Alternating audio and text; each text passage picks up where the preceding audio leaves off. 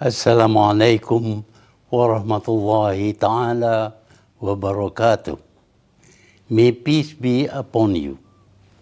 Ladies and gentlemen, first of all, I would like to thank the organizer for inviting me to share some thoughts with all the distinguished personalities present. I do not know how much of what I say can make any difference to the situation in Palestine, where we witness every day for the past 1 month the barbarity of Israel conducting mass murder and genocide. But I am bound by a very basic principle in Islam when witnessing a grave injustice in which, if I am not capable of raising my hands and joining the fight, I must speak up and oppose the tyranny. And that is what I am doing. I am now 98 years old, and I have lived through numerous phases as the world evolved. I have witnessed the cruelties and atrocities of colonialism, the arrogance of the colonialists, and the hypocrisy of powerful nations.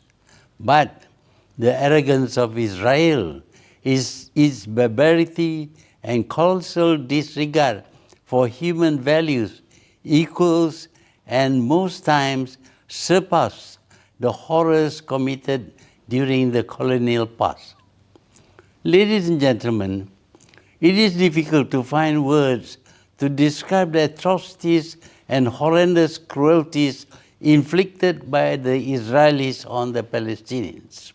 These horrors perpetrated by the Israelis are brought right into our living room as we watch them on news channels and other sources of information on social media platforms. Then we ask ourselves, surely leaders of the Western world, the US and the UK in particular, have access to the same graphic images of children and babies being killed, dying horrific, suffocating death in rubbles of bombed buildings. On the one hand, these leaders of the so-called civilized world demand the third world to observe human rights and even animal rights, and show overbearing concerns over homelessness and poverty. And yet all these that they preach to the world are being stripped blatantly of the Palestinians. Worse, they are abetting the Israelis to deny Palestinians of their rights, their homes, while totally impoverishing them. They supply the arms and incendiaries, including phosphorus bombs, to Israel to conduct genocide on the Palestinians and deprive them of all their rights. Surprising as it may seem to most people, it is actually a consistent trait of leaders from these nations who are imperialists. If we today discover that to these leaders the lives of Palestinians are of no consequence, it was likewise to them with the lives of the Iraqis, the Afghans, Vietnamese, Japanese, Koreans, Africans, Irish, Malays, Indians, Aborigines, and Native Americans. In the past, when they were pursuing their imperialistic dominance, they labeled freedom fighters with pejoratives, which I am sure we are all quite familiar with: barbarians, rebels, savages, uncivilized, infidels, recalcitrant, and of course, terrorists. As in the past, all these labeling are mere facade to distract the rest of the world from what was actually happening, the expansion of imperialism. For us, we need to be steadfast in our support for the Palestinians and call a spade a spade. Israel is an occupying force committing genocide on Palestinians who are the occupied people. Israel is being abetted to commit the atrocities by the Western powers, whose hands are as bloodied as that of the Israelis with the blood of Palestinian children and babies. And let us be clear, in any language or definition, the occupier is the evil force, and those occupied are victims. Victims of occupations have every right to rise against their occupier. And Palestine had been occupied for more than 7 decades, and we should not let ourselves be taken for a ride by the modern-day imperialists who want to confine Israel's genocidal reaction to Hamas retaliation on October the 7th. The world must be reminded that the genocide had never ceased since the illegal creation of Israel, and that it is funded and armed and fully blessed by leaders of these nations.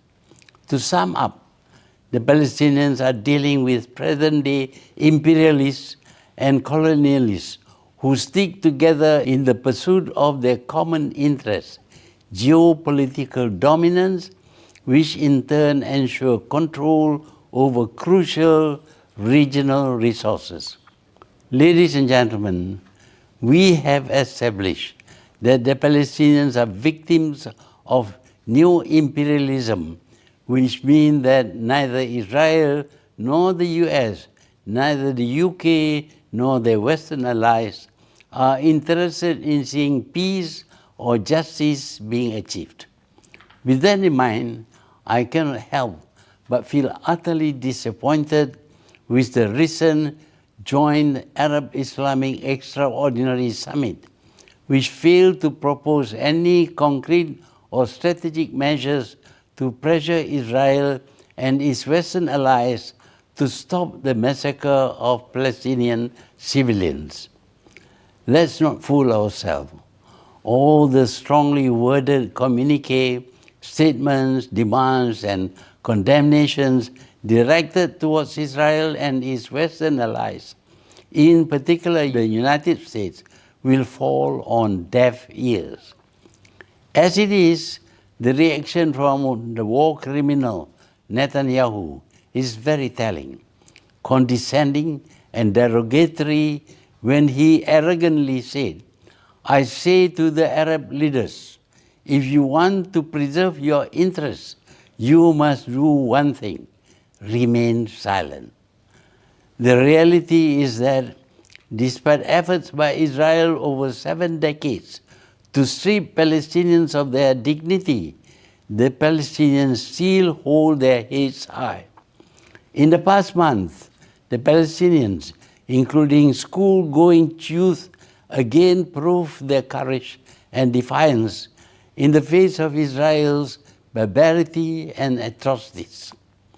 In the face of such adversity, we witness civilian Palestinians, especially doctors and nurses, refusing to leave their hospitals for safer places, insisting on staying and treating the wounded at the risk of their own lives. Many died, but they will live on as martyrs and heroes. Instead, it is Muslim and Arab leaders who are being stripped of their dignity as Israel, the US, and their Western allies continue to humor them by never taking them seriously.